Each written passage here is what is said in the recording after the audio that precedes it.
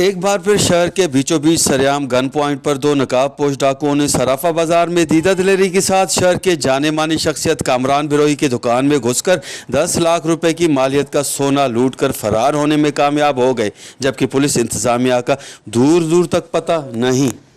जैसे कि कल मैं गया हुआ था लारकाना तकरीबन शाम को 4 बजे, तो पीछे से मुझे लड़के थे दुकान पे, शॉप पे 2 लड़के थे मेरे।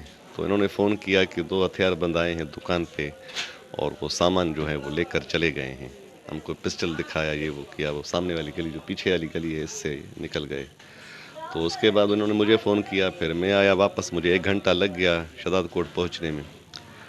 तो उसके बाद इंतज़ामिया से रब्ता हुआ, SHO साहब और DSP साहब ने अपने ताउन का वादा किया है और मेरी FIR हो गई रात तकरीबन 11 बजे। और पुलिस और इंतज़ामिया कह रही है कि हम आपको इंशाल्लाह 2 दिनों में आपकी चीज़ें रिकवर करके देंगे, और इसीलिए हम 2 दिन को उनको हमने टाइम दे दिया है।